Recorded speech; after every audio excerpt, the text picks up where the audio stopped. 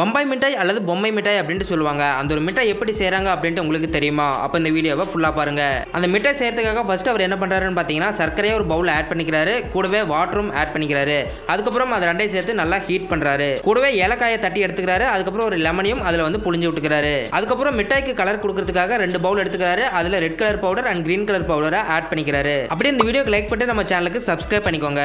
அதுக்கப்புறம் ஹீட் பண்ணிட்டு இருக்கக்கூடியது பாகு மாதிரி ஆயிருது. அதையும் வந்து அந்த கலரில் ஆட் பண்ணிக்கிறாரு. அதுக்கப்புறம் மீதி இருக்க அந்த பாகை ஒரு பிளாஸ்டிக் கவர் மேல ஊத்திக்கிறாரு. கொஞ்ச நேரத்துக்கு அப்புறம் அதை எடுத்து சப்பாத்தி மாவு எந்த பதத்தில் இருக்குமோ அந்த பதத்துக்கு வர வரைக்கும் அதை வந்து நல்லா பிணைஞ்சு எடுத்துக்கிறாரு. அதுக்கப்புறம் ரெடி பண்ணியிருக்க அந்த கலரை 2 இடத்துல வச்சுக்கிறாரு. வச்சு நல்லா இழுக்கக்கூடிய அளவுக்கு வந்துடுது. ஸோ அதை இழுத்து ஒரு குச்சியில் வந்து பார்த்தீங்கன்னா சுற்றி சேல் பண்ண ஆரம்பிச்சிடுறாரு. இந்த மிட்டாய் வந்து பார்த்தீங்கன்னா நீங்கள் கேட்குற டிசைன், அதாவது பறவை டிசைன், வாட்ச் டிசைன், நீங்கள் என்ன டிசைன் கேட்குறீங்களோ அந்த டிசைனுக்கு தகுந்த மாதிரி இந்த மிட்டாயை ரெடி பண்ணி கொடுப்பாரு.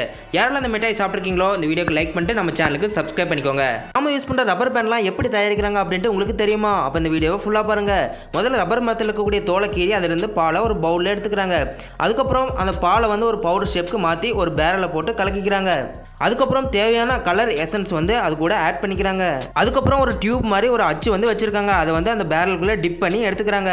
இந்த மாதிரி நிறைய கலர் எசன்ஸ் சேர்ந்து டிப் பண்ணி எடுத்து வச்சுக்கிறாங்க. அப்படியே இந்த வீடியோக்கு லைக் பண்ணிட்டு நம்ம சேனலுக்கு சப்ஸ்கிரைப் பண்ணிக்கோங்க. 2 ப்ராசஸில் காய வைக்கிறாங்க. ஃபர்ஸ்ட் ப்ராசஸ் வந்து பார்த்தீங்கன்னா அப்படியே டேரெக்டாக எடுத்துகிட்டு போய் வெயிலில் காய வச்சிடுறாங்க. ரெண்டாவது ப்ராசஸ் வந்து பார்த்தீங்கன்னா அந்த காய வச்ச டியூப்குள்ளே தண்ணி ஊற்றி வெளியே வந்து பார்த்தீங்கன்னா துணி காய வைக்கிற மாதிரி காய வச்சுக்கிறாங்க. அதுக்கப்புறம் காய வச்சதில் எடுத்துகிட்டு வந்து தண்ணியில் போட்டு நல்லா வாஷ் பண்ணி எடுத்துட்டு அதுக்கப்புறம் வந்து பார்த்தீங்கன்னா மெஷினில் போட்டு நம்ம தேவைக்கு ஏற்ப கட் பண்ணிக்கிறாங்க. இந்த வீடியோ பிடிச்சிருந்தா லைக் பண்ணி நம்ம சேனலுக்கு சப்ஸ்கிரைப் பண்ணிக்கோங்க. கோயில் கோபுரத்தில் இருக்கக்கூடிய கலசத்தில் பல்வேறு விதமான தானியங்களை நிரப்பி வச்சிருப்பாங்க. இது எதுக்காக நிரப்பி வச்சிருக்காங்க, எப்போ ரீப்ளேஸ் பண்ணுவாங்க அப்படின்னு உங்களுக்கு தெரியுமா? அப்போ இந்த வீடியோவை முழுசாக பாருங்க. என்னென்ன தானியங்கள் நிரப்பி வச்சிருப்பாங்க அப்படின்னு பார்த்தீங்கன்னா, நெல், கம்பு, கேழ்வரகு, திணை, வரகு, சோளம், மக்காச்சோளம், சாமை, எள் இது போன்ற தானியங்கள் வந்து பார்த்தீங்கன்னா கலசத்தில் நிரப்பி வச்சிருப்பாங்க. இந்த தானியத்தில் வரகு வந்து பார்த்தீங்கன்னா ரொம்ப அதிகமாகவே போட்டு வச்சிருப்பாங்க. என்ன ரீசன் அப்படின்னு பார்த்தீங்கன்னா, வரகு வந்து மின்காந்த அலைகள் வந்து அதிகமாக வந்து அப்சர்வ் பண்ணிக்கும். அதாவது மின்னல் அடிக்குது அப்படின்னா அந்த கூர்மையான முனைப்பகுதி மூலமா அந்த வரகை வந்து மின்காந்த அலைகளை ஈர்த்து மின்னலினுடைய தாக்கத்தை வந்து தடுக்கும்.